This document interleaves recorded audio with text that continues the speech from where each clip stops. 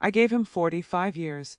45 years of perfectly ironed shirts, home-cooked meals, and a smile that never wavered, even when I was dying inside. And on the week of our anniversary, the week I thought he'd finally say, "Thank you," I discovered he wasn't planning a celebration. He was planning a trap. He didn't want a cake to honor our marriage. He wanted a cake to bury my name as Margaret Washington, but everyone calls me Maggie. I'm 67 years old, and until 3 weeks ago, I thought I knew exactly who I was. I was Robert Washington's wife. I was the woman who stood beside him for 45 years while he built his accounting firm. I was the mother who raised Patricia and David into successful adults. I was the grandmother who baked cookies every Sunday. I was the woman who disappeared into being everything for everyone else. It started on a Tuesday morning in late September. Robert came into the kitchen while I was making his breakfast. 2 eggs over easy, wheat toast, orange juice, no pulp. I'd made that same breakfast 5 days a week for 45 years. I could make it in my sleep. "Maggie," he said, and something in his voice made me look up from the stove. He was smiling, not his usual half-smile, the one he gave me when I handed him his coffee. This was different, bigger, almost excited. "Yes, honey," I turned the eggs carefully. Robert hated broken yolks. "Our anniversary is coming up. 45 years. He sat down at the table, still wearing that strange smile. "That's a big milestone." "It is," I said, sliding the eggs onto his plate. My heart did a little flutter. In recent years, our anniversaries had become quiet affairs. Dinner at the same restaurant, a card, maybe flowers. The excitement had faded somewhere around year 30. "I want to do something special this year," Robert continued. "Really special. I've been thinking about it for months." I set his plate in front of him and sat down with my own coffee. "What did you have in mind?" "A party. A real celebration. I want to invite the kids, our friends, maybe some people from the firm. I want to show everyone how much these 45 years have meant to me." I felt tears prick my eyes. After all these years of feeling invisible, of wondering if Robert even noticed me anymore, here he was, wanting to celebrate us. "Robert, that sounds wonderful. I'll handle everything," he said quickly. "The planning, the venue, the invitations. I want this to be my gift to you. All you have to do is show up and look beautiful." He reached across the table and squeezed my hand. "You've given me so much, Maggie. It's time I gave something back. I should have known then. I should have heard the warning bells in those words. My gift to you. I'll handle everything." But I didn't. I was too busy feeling seen for the first time in years. "That's so thoughtful," I whispered. Over the next 2 weeks, Robert threw himself into the party planning with an energy I hadn't seen in decades. He was on his phone constantly, texting, making calls. He'd come home from work and disappear into his home office, saying he was coordinating details. He seemed happier than he'd been in years. And I floated through those weeks in a bubble of hope. Maybe this was it. Maybe this was the reset our marriage needed. Maybe after 45 years we were finally going to remember why we fell in love in the first place. My best friend Linda noticed the change in me immediately. We were sitting on my front porch on a Thursday afternoon, drinking iced tea like we'd done 1,000 times before. "You're glowing," Linda said, studying me over the rim of her glass. "What's going on?" "Robert's planning an anniversary party," I told her. "A big one. He's doing everything himself. He says he wants to show everyone how much our marriage means to him." Linda was quiet for a moment. She'd known Robert almost as long as I had. She'd been there through the years when he worked late, when he forgot birthdays, when he stopped saying, "I love you," unless I said it first. "That's unexpected," she finally said. "I know," I smiled. "But people change, don't they? Maybe he's realized what he has. Maybe he's finally appreciating what we've built together." Linda reached over and squeezed my hand. "I hope so, Maggie. I really do. You deserve to be appreciated." But there was something in her voice, a hesitation, a doubt, that I chose to ignore. I was too busy being happy. The Friday before the party, Robert came home early from work. I was in the kitchen, naturally, preparing dinner. "Pot roast, his favorite. Everything's set," he announced, loosening his tie. "The venue, the catering, the cake. Patricia and David are flying in tomorrow. It's going to be perfect. I can't wait," I said, and I meant it. He came up behind me and wrapped his arms around my waist. It startled me. Robert wasn't affectionate anymore. Hadn't been in years. "These 45 years have been something, haven't they, Maggie?" "They have," I said softly. "And what comes next is going to be even better." He kissed the top of my head and walked away, leaving me standing at the stove, confused by his words but too happy to question them. What comes next is going to be even better. I should have asked him what he meant. I should have pushed for details. But I didn't. I just kept stirring the pot roast and humming to myself, imagining the party, imagining Robert's speech, imagining him telling everyone how much he loved me. I had no idea that in 3 days, my entire world would shatter, and it would happen exactly the way Robert had planned it. The discovery came on a Saturday morning, 2 days before the party. I woke up early, like always. Robert was still asleep, snoring softly beside me. The morning light was just beginning to filter through the bedroom curtains, casting everything in that soft, golden glow that usually made me feel peaceful. I slipped out of bed quietly and went downstairs to start the coffee. It was my routine, my ritual. Wake up, make coffee, prepare breakfast, start the day taking care of everyone but myself. The kitchen was cool and quiet. I filled the coffee maker, measured out the grounds, pressed the button. While it brewed, I opened the refrigerator to see what I could make for breakfast. Patricia and David were arriving this afternoon, and I wanted everything to be perfect. That's when I heard it. A buzzing sound from the kitchen counter. Robert's phone. He must have left it there last night. Robert was attached to that phone like it was a part of his body. He took it everywhere, to bed, to the bathroom, to dinner. He guarded it carefully, always keeping it face down, always making sure I couldn't see the screen. The phone buzzed again. I walked over to it, not really thinking, just curious. The screen was lit up with a notification, and because Robert hadn't locked it, for the first time in years, he'd forgotten to lock it. I could see the message. Jessica, are you sure she won't suspect anything? You've been acting different. My hand froze halfway to the coffee pot. Jessica. I picked up the phone with trembling fingers. My heart was pounding so hard I could hear it in my ears. I knew I shouldn't look. I knew I was crossing a line. But something in my gut, some instinct I'd been ignoring for years, told me I needed to see. I tapped on the message. The conversation opened up, and I started scrolling. What I found made my stomach turn to ice. Robert, she doesn't suspect a thing. She thinks I'm planning a romantic celebration. It's perfect. Hers is Jessica. And you're really going to ask her at the party? In front of everyone? In front of everyone. That's the whole point. If I ask her privately, she might say no. But at the party, with everyone watching, with the kids there, she'll be too embarrassed to make a scene. She'll have to say yes. Says Jessica. You're sure this will work? Saws Robert. I've been married to Maggie for 45 years. I know exactly how she thinks. She's a people pleaser. She's spent her whole life avoiding conflict, avoiding making waves. When I ask her for an open marriage in front of 50 people, she'll smile and nod just like she always does. And then you and I can finally stop hiding. I had to sit down. My legs literally gave out, and I sank into one of the kitchen chairs, still holding Robert's phone, still staring at the words on the screen. An open marriage. He wasn't planning a celebration. He was planning a manipulation. He was planning to trap me in front of our family, our friends, everyone we knew, and force me to agree to let him cheat openly. And he thought I'd be too weak to say no. I scrolled further back in the conversation, my hands shaking so badly I could barely control the phone. Robert, I've already drafted the speech. I'll talk about our 45 years together, how much she means to me, all that sentimental stuff. Then I'll say that I want the next 45 years to be even more fulfilling for both of us. I'll say we should explore new experiences, new freedoms. I'll make it sound progressive, like I'm doing this for us. Says Jessica. And if she says no anyway, sob Robert, she won't. But even if she tries, I'll have already announced it to everyone. The pressure will be too much. Plus, I've already talked to Patricia and David. They're on board. My children. My children knew about this. I felt like I was going to be sick. I set the phone down carefully on the table and pressed my hands to my face.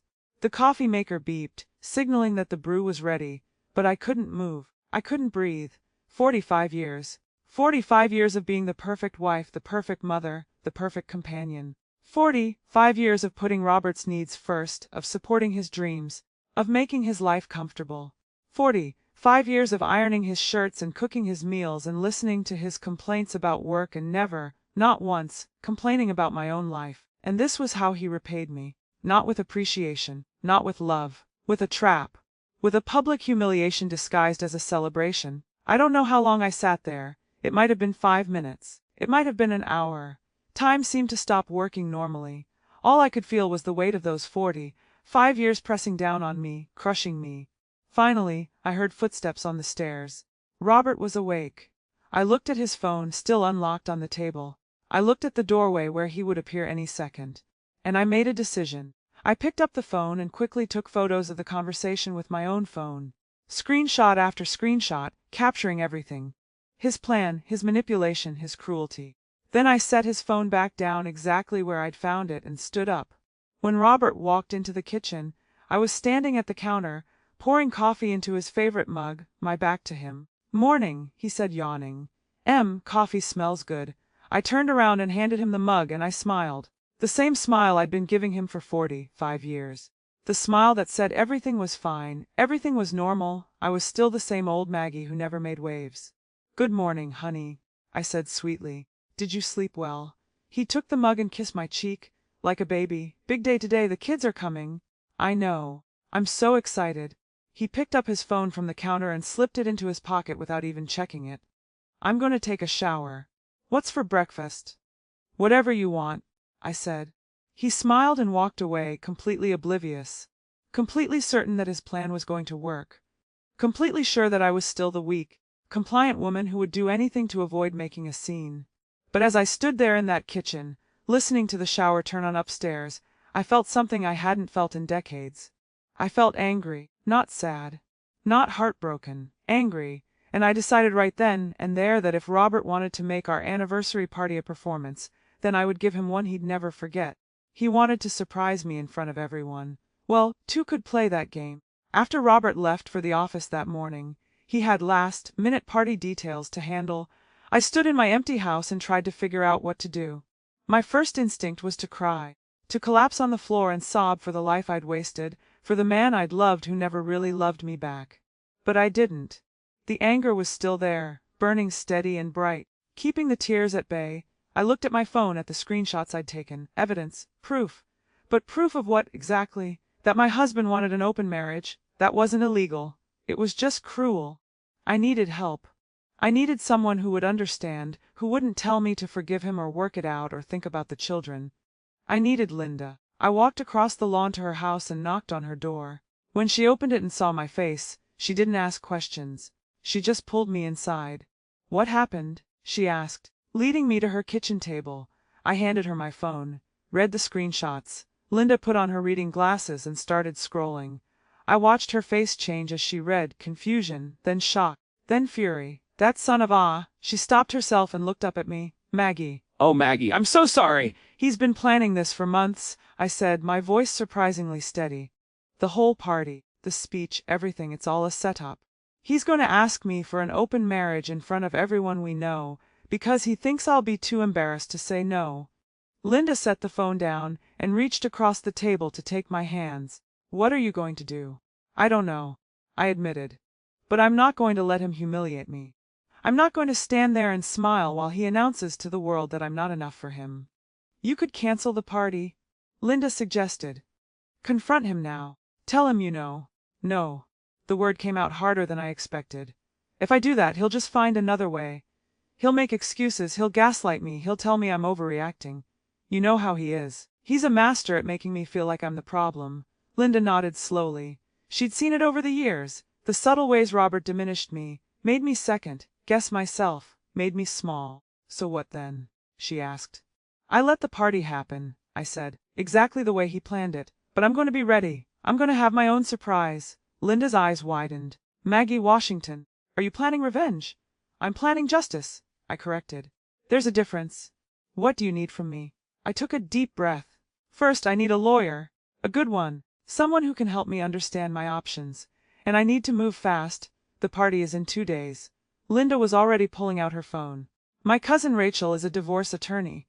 She's tough as nails. Let me call her right now." While Linda made the call, I sat there feeling something I hadn't felt in years, powerful, in control. For 45 years I'd let Robert make all the decisions, set all the terms, control all the narratives. Not anymore. Linda hung up. "Rachel can see you this afternoon. 2 o'clock, I'm coming with you." "Thank you," I whispered. "Don't thank me yet," Linda said. "Maggie, are you sure about this? Once you start down this road, there's no going back. Your marriage will be over." "My marriage has been over for years," I said quietly. I was just too afraid to admit it. At 2 o'clock, Linda and I sat in Rachel Chen's office. Rachel was in her 40s, sharply dressed, with kind eyes that had clearly seen plenty of bad marriages end badly. Linda told me the basic situation. Rachel said, getting straight to business. But I need to hear it from you. Start from the beginning. I told her everything, the phone, the messages, the plan, Robert's certainty that I'd be too weak to resist. When I finished, Rachel was quiet for a long moment. This is one of the most calculated manipulations I've seen, she finally said. And I've seen a lot? I asked. Legally. No. He's not breaking any laws by asking for an open marriage. But, she leaned forward, you can protect yourself. You can make sure that when this falls apart, and it will fall apart, you're not left with nothing. What do you mean? Rachel pulled out a legal pad. How are your finances structured? Whose name is on what? Everything's joint, I said. The house, the bank accounts, his business. We've always shared everything. That's good for you. In this state, that means you're entitled to half of everything in a divorce, including his accounting firm. My eyes widened. His firm. It was built during your marriage with you supporting him the whole way, correct? I put him through grad school, I said. I worked 2 jobs while he got his MBA. When he started the firm, I handled all the administrative work for free for the first 3 years. I gave up my own career to support his. Rachel was writing furiously. This is all excellent. Maggie, if you divorce Robert, you won't just walk away with half the house. You'll walk away with half of everything he's built. And given what you've told me about his behavior, I think we can make a very strong case that you deserve every penny. I don't want revenge, I said. I just want to be free. Sometimes, Rachel said gently, freedom costs everything someone else thought they owned. Now, here's what I suggest. We draw up divorce papers immediately. They won't be finalized, but they'll be ready. Then, at this party of his, when he makes his little announcement, you have a choice. You can serve him the papers right there, in front of everyone, or you can do it privately later. I want to do it at the party, I said without hesitation. If he's going to humiliate me publicly, then he should face the consequences publicly. Linda squeezed my hand. Rachel smiled, not a happy smile, but an approving one. I'll have the papers ready by tomorrow evening. One more thing, Maggie. Do you have somewhere safe to go after this? Because once you serve him, your marriage is effectively over. You can't stay in that house. She can stay with me, Linda said immediately, as long as she needs. Good. Rachel stood up and extended her hand. Maggie, I know this is terrifying, but I promise you're doing the right thing. You deserve better than a man who sees you as an obstacle to get around instead of a partner to cherish. Those words broke something loose inside me.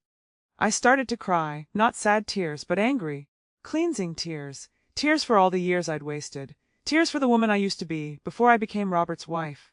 Thank you, I managed to say, as Linda and I left the office. I felt lighter than I had in years.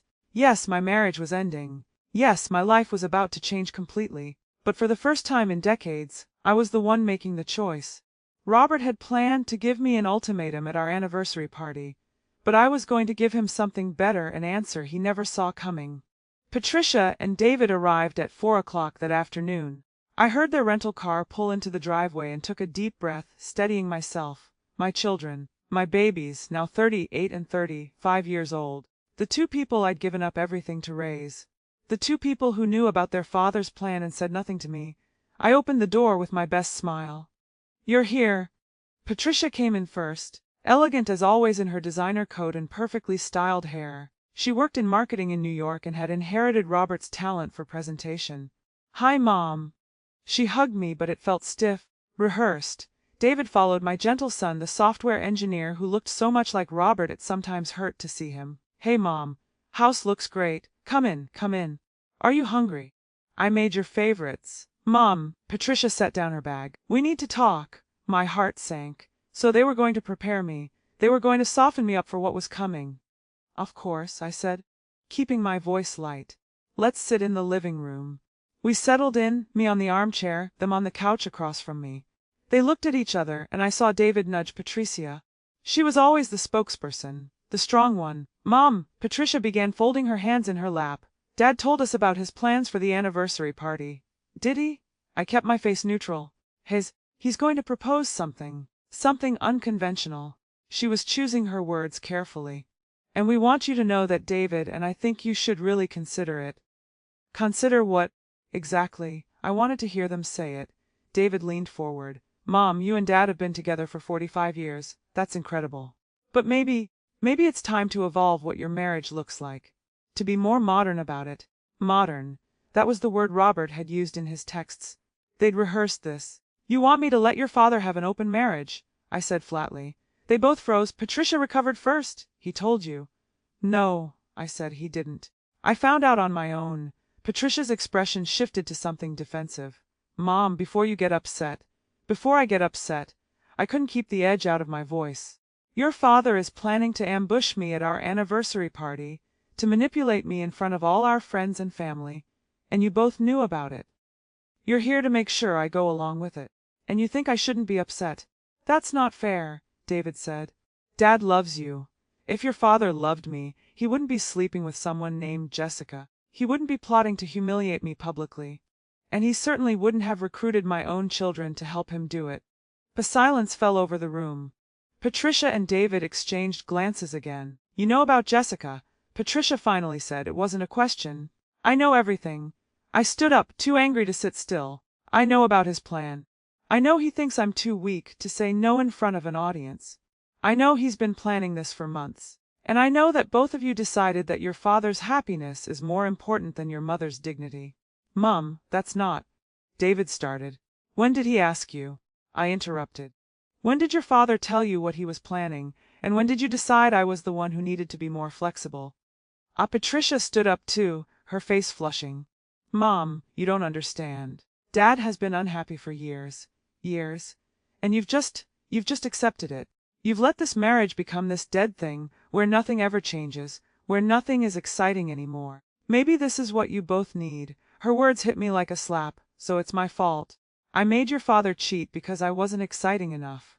"That's not what I'm saying." "Then what are you saying?" "Patricia." I felt tears threatening, but I refused to let them fall. Not in front of my children. Not when they were standing there defending the man who was trying to destroy me. David stood and put a hand on Patricia's arm. "Pat, stop."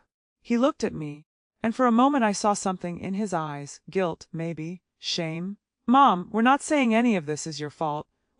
Dad asked us to support him. He's our father.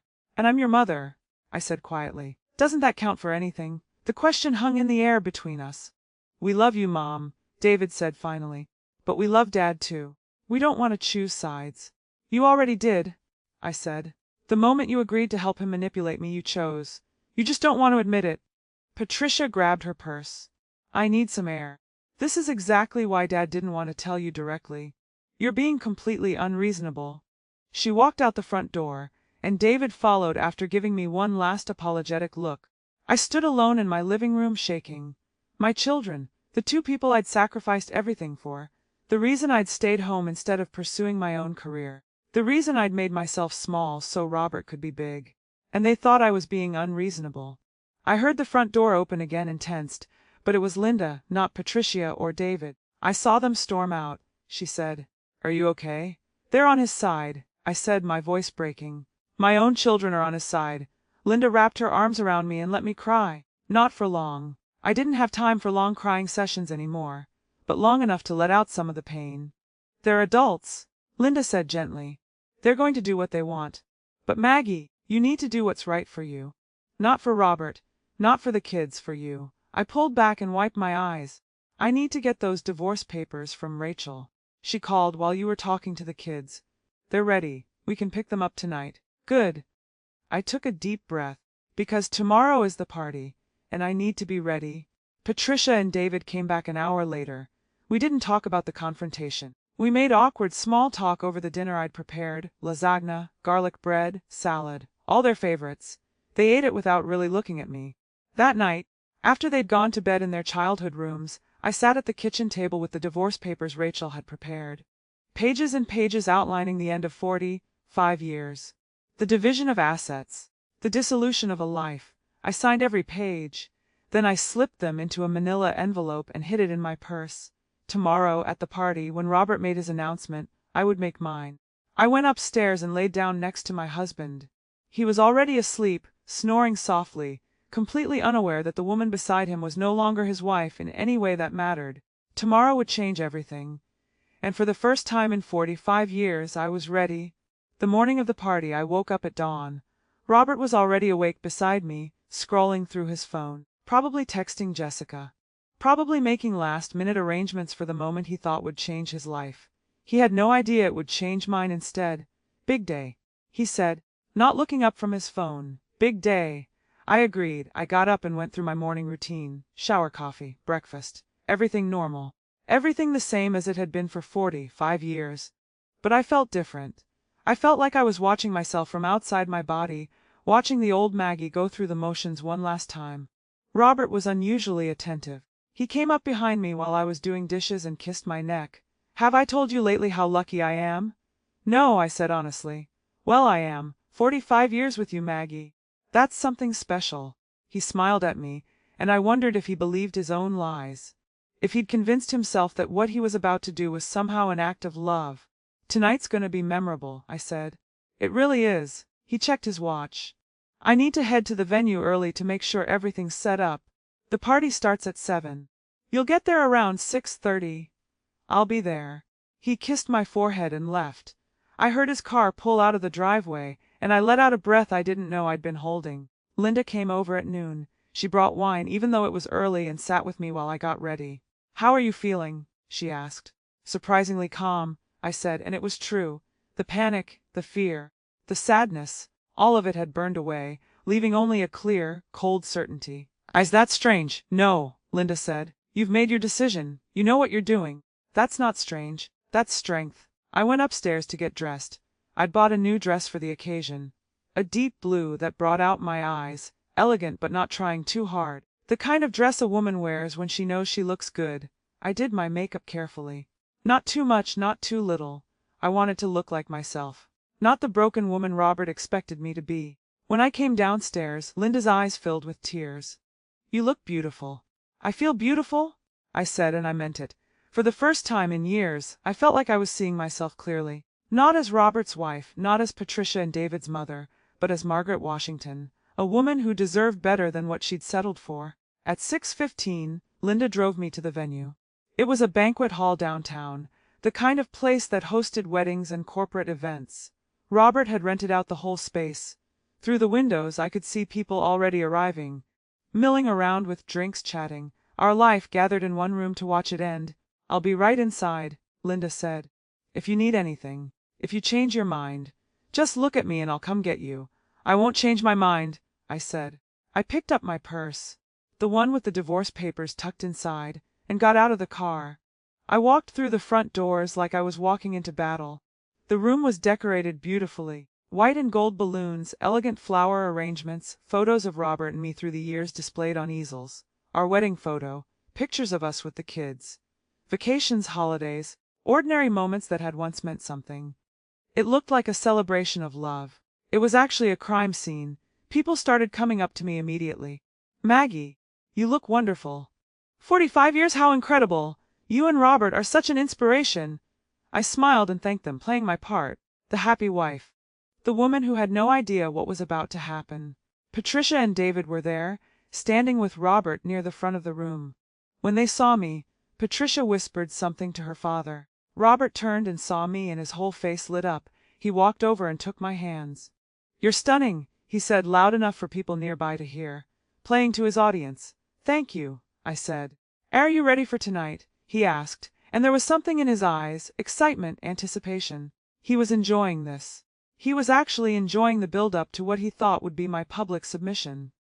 "More ready than you know," I said. He squeezed my hands and walked away to greet more guests. Linda appeared at my side with a glass of wine. "Drink this. You need it." I took a sip and looked around the room. I saw our neighbors, Robert's colleagues from the firm, friends we'd known for decades, the pastor from our church, all of them here to witness what they thought would be a touching anniversary celebration. At 7 o'clock, Robert tapped on his champagne glass. The room fell silent. "Everyone, if you could gather around," he said, his voice warm and commanding. "I'd like to say a few words." This was it. This was the moment he'd been planning for months. I set down my wine glass and walked to the front of the room. Robert held out his hand to me and I took it. We stood together in front of everyone we knew, the perfect couple celebrating 45 years of marriage. Thank you all for being here tonight, Robert began. Maggie and I are so grateful to have you all as witnesses to our milestone. 45 years is a long time, longer than some people's entire lives. Polite laughter rippled through the crowd. When I married Maggie, I was a different person. Younger, less wise, full of dreams but not sure how to achieve them. And this woman, he pulled me closer, she made all of those dreams possible. She supported me. She believed in me. She gave up her own ambitions so I could pursue mine. I heard people sigh, saw women dab at their eyes. They thought this was romantic. Maggie has been the perfect wife, Robert continued, the perfect mother, the perfect partner. And as I stand here tonight, looking at the next chapter of our lives, I realize that perfection can sometimes be limiting. I felt the energy in the room shift slightly. People sensed something coming. Because the truth is, we're entering a new phase. A phase where we're both still young enough to explore, to grow, to experience new things. And I truly believe, that the best way to honor what we've built together is to allow ourselves the freedom to evolve. He paused for effect. So tonight, in front of all of you, I want to ask my wife something. Maggie. He turned to face me fully. Would you be willing to open our marriage? To give us both the freedom to pursue other connections while still honoring our commitment to each other. The room went completely silent. I heard someone gasp. Saw Patricia nod encouragingly, as if I was a child who needed prompting. Everyone was staring at me, waiting. Expecting me to smile nervously, to laugh it off, to say yes because saying no would be too embarrassing, too difficult, too much of a scene. Robert was smiling at me, confident, certain, this was his moment. But it was about to become mine. I looked at Robert, at his confident smile, at the expectation in his eyes. Then I looked out at the crowd, at all the faces watching me, waiting for me to either break or comply. I did neither. I smiled, a real smile. Not the tired, automatic smile I'd been giving Robert for years, but something genuine. Something that came from a place deep inside me that I'd thought was dead. Robert, I said, my voice clear and steady, that's a very interesting question. Before I answer, I have a question for you. This smile faltered slightly. This wasn't in his script. Of course, he said, trying to maintain control. Anything. How long have you been sleeping with Jessica? The room erupted. Gasps, shocked murmurs. Someone dropped their glass and it shattered on the floor. Robert's face went white, then red. Maggie, what are you? Jessica, I repeated, louder now so everyone could hear. The woman you've been texting. The woman you told that I was too much of a people pleaser to say no when you publicly humiliated me. The woman you promised you could finally stop hiding with once I agreed to your open marriage. Mom. Patricia stepped forward, but I held up my hand. Not now, Patricia. Your father is talking. I turned back to Robert. Or would you like me to talk? Because I have screenshots. Lots of them. Would you like me to read your text to Jessica out loud? The ones where you explained your entire plan to manipulate me in front of everyone. Robert's jaw clenched. I could see him trying to figure out how to spin this, how to regain control. Maggie, you're upset. You're not thinking clearly. Let's talk about this privately. No, I said firmly. You wanted to do this publicly. You chose this venue. You invited these people. You planned this speech. So we're going to finish it publicly. I reached into my purse and pulled out my phone, with shaking hands. Not from fear, but from adrenaline. I opened the screenshots. Here's a good one, I said, reading from the screen. I've been married to Maggie for 45 years. I know exactly how she thinks. She's a people pleaser. She's spent her whole life avoiding conflict. When I ask her for an open marriage in front of 50 people, she'll smile and nod just like she always does. I looked up at him. Does that sound familiar, Robert? Those are your words. His face was crimson now. You went through my phone. You left it unlocked, I said. But yes, I went through your phone. And I'm so glad I did. Because otherwise I would have fallen for this trap. I would have stood here, humiliated and confused, and I probably would have said yes just to make this awful moment end. Which is exactly what you were counting on. Linda was standing near the front, tears streaming down her face, nodding at me. Keep going, her eyes said, you're doing it. For 45 years. I continued, my voice starting to shake, but not from weakness, from rage. I have been the perfect wife to you. I put you through grad school. I worked 2 jobs while you got your MBA. I gave up my career to support yours. I raised your children. I made your meals. I ironed your shirts. I smiled at your colleagues. I never complained. I never asked for more. I made myself smaller and smaller so you could feel bigger and bigger, Maggie." He tried again. "And this is how you repay me." My voice broke. "Not with honesty. Not with respect. Not even with a private conversation. You tried to trap me. You tried to manipulate me into accepting your affair by making it too embarrassing for me to say no." I looked around the room at all the faces. Some looked shocked. Some looked sympathetic. Some, like Robert's business partner, looked disgusted, but not with me. "Well, here's my answer, Robert."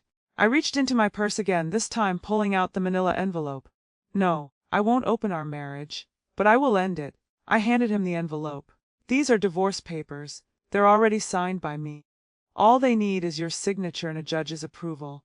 He stared at the envelope like it was a snake. "You can't be serious." I have never been more serious about anything in my life. I turned to address everyone in the room. "I'm sorry you all had to witness this. I'm sorry Robert turned our anniversary into a spectacle, but I'm not sorry for standing up for myself. I'm not sorry for refusing to be humiliated. And I'm not sorry for choosing myself for once in 45 years. I looked at Patricia and David. They were standing frozen, caught between their parents, probably realizing for the first time how wrong they'd been. "Patricia, David, I love you both. But you took your father's side in this. You knew what he was planning and you helped him. I need you to know that hurts more than anything Robert has done. But I also need you to know that I forgive you. You're adults. You made your choice. I'm making mine." Patricia's face crumpled, and she started to cry. David put his arm around her, but he was looking at me with something like awe. I turned back to Robert one last time. "You said tonight would mark a new chapter in our lives. You were right. As of tonight, you're free to pursue whatever you want with Jessica or anyone else. But you'll do it alone. And you'll do it without half of everything we built together, including your precious firm." Robert finally found his voice. "You can't take my firm." "Actually," came a voice from the back of the room, "she can." Rachel Chen stepped forward, professional and composed. "I'm Mrs. Washington's attorney. Under state law, any assets acquired during the marriage are subject to equitable distribution. That includes your business, Mr. Washington. Mrs. Washington helped build that firm. She's entitled to her share." Robert looked around wildly, like he was searching for support, for someone to tell him this wasn't happening. But people were already starting to leave. Awkward and uncomfortable, probably texting their friends about the most dramatic party they'd ever attended. I picked up my purse and looked at Robert one last time. "You thought you knew me. You thought I was weak. You thought 45 years of making myself small for you meant I didn't know how to be big. You were wrong." I walked toward the door. Linda immediately fell into step beside me, her hand on my back. "Mom, wait," David called out. I stopped and turned back. "Yes, I'm sorry," he said, his voice thick. "You were right. We chose wrong." "Thank you," I said softly. "That means more than you know." As Linda and I walked out of that banquet hall, leaving behind the wreckage of Robert's plan and our marriage, I heard someone start clapping. Then someone else. And then more people joined in. They were applauding me. For the first time in 45 years, people weren't applauding what I did for someone else. They were applauding what I did for myself.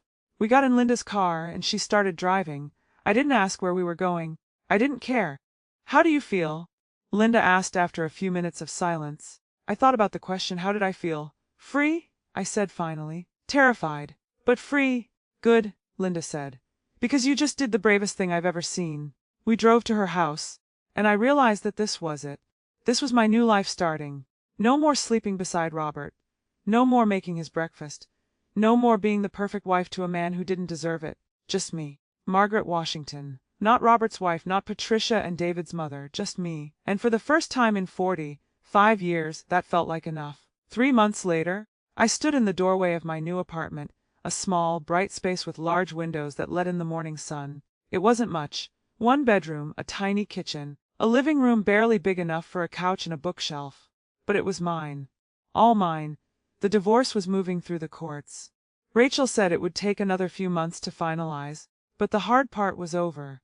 Robert had tried to fight the division of assets at first, but once Rachel laid out all the evidence, the texts, his own admission of the affair, the calculated manipulation, he'd backed down. He knew he had no case. He was selling the house. I'd get half. He was buying out my share of the firm. I'd get that too.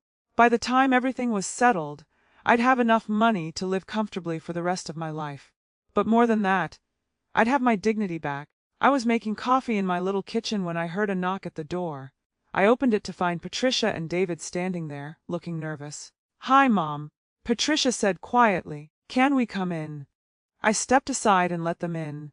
We'd spoken a few times since the party, brief, awkward phone calls where they apologized and I tried to figure out how to forgive them. This was the first time they'd come to see me. They looked around the apartment, taking in the second-hand furniture, the bare walls, the simple space. "It's nice," David said. "Cozy. It's perfect for me," I said. We sat down, them on the couch, me in the armchair. For a moment, nobody spoke. Finally, Patricia broke the silence. "Mom, we need to say this properly. Not on the phone, face to face." She took a deep breath. "We were wrong. So completely, utterly wrong. We took Dad's side because he made it sound reasonable. He made it sound like he was trying to save the marriage, not destroy it, and we believed him because it was easier than seeing him for what he really is. A manipulator." David added. "A man who was willing to humiliate his own wife to get what he wanted." "We should have protected you," Patricia continued, and now she was crying. "We should have told you what he was planning. We should have stood by you. Instead, we helped him. And Mom, I am so sorry." I looked at my children, my babies, even though they were grown, and I felt the anger I'd been holding on to start to crack. "I was so hurt," I admitted. "Not just by your father's betrayal, but by yours. You're my children. I gave up everything for you." "We know," David said. "And we took that for granted. We took you for granted. We saw you as Dad's wife, not as your own person with your own needs and your own worth. But we see you now," Patricia said. "Mom, what you did at that party, that was the bravest thing I've ever witnessed. You stood up for yourself when everyone expected you to fold. You chose yourself, and I'm so proud of you." The tears came then, for all of us. Patricia and David moved to sit on either side of me, and we held each other and cried for what we'd lost and what we'd found. "I forgive you," I said when we could speak again. "But things are different now. I'm different now. I'm not going to go back to being the woman who makes herself small for everyone else's comfort." "We don't want you to," David said. "We want you to be exactly who you are." After they left, promising to come back for dinner next week, I sat alone in my apartment and realized something profound. I wasn't lonely. For 45 years, I'd been surrounded by people, a husband, children, friends. But I'd been desperately lonely. Lonely in my marriage. Lonely in my role as the perfect wife and mother. Lonely because nobody really saw me. Now I was alone, but I wasn't lonely. Because for the first time in my life, I saw myself. Linda came by that afternoon with groceries and wine. She'd been my rock through everything, letting me stay with her for the first month, helping me find this apartment, sitting with me through the hard nights when I questioned everything. "You're glowing," she said, unpacking vegetables into my tiny refrigerator. "I feel good," I admitted. "Really good. Is that strange? Should I still be mourning my marriage?" "Your marriage ended years ago," Linda said wisely. "You're just finally admitting it. And no, it's not strange to feel good. It's healthy." I poured us both wine, and we sat at my small kitchen table, so different from the large oak table in the house I'd shared with Robert, but infinitely better because this one was mine. "I've been thinking about going back to school," I said suddenly. Linda's eyes widened. "Really?" "I gave up my career to support Robert. I was studying library science when we got married. I wanted to be a librarian, maybe work in a school or a university. I gave all that up." I swirled my wine. "But I'm only 67, I have time, maybe not to have a whole career, but to finish one thing for myself." "Maggie Washington, you are full of surprises," Linda said, raising her glass. "To new beginnings." "To new beginnings," I echoed. That night, after Linda left, I sat by my window and watched the city lights twinkle in the darkness. I thought about Robert, probably in the house we'd shared, probably with Jessica now that he didn't have to hide anymore. I wondered if he was happy. Then I realized I didn't care. His happiness wasn't my responsibility anymore. It never should have been in the first place. I pulled out my phone and opened a note app. I started writing, not a letter to Robert or to my children, but something for myself. A list of things I wanted to do now that I was free. Finish my degree, travel somewhere I've never been, learn to paint, make friends who see me, not just as someone's wife or mother, wake up every day and choose myself, be brave, be honest, be me. As I wrote, I felt something I hadn't felt in decades, excitement. Not about making someone else happy. Not about being what someone else needed, but about discovering who Margaret Washington actually was underneath 45 years of being someone else's everything. The divorce papers would be finalized in a few months. The money would be sorted out. Life would settle into a new routine. But the real divorce, the one from the woman I'd been forced to become, that had already happened. On the night of that anniversary party, standing in front of everyone I knew, I'd divorced the version of myself that thought being small was the same as being good. I looked at my reflection in the window, a 67-year-old woman with gray hair and wrinkles and a lifetime of experience behind her. But when I looked in my eyes, I saw something new. I saw a woman who'd finally learned that she was enough, not because she served someone else, not because she sacrificed herself, but because she existed, because she chose herself, because she said no when everyone expected her to say yes. Robert had wanted to give me a cake as a distraction while he asked for permission to cheat. Instead, I'd given myself something far more valuable, permission to live. And that, I thought as I closed my notebook and prepared for bed in my own space, my own home, my own life, that was the best anniversary gift I could have ever received.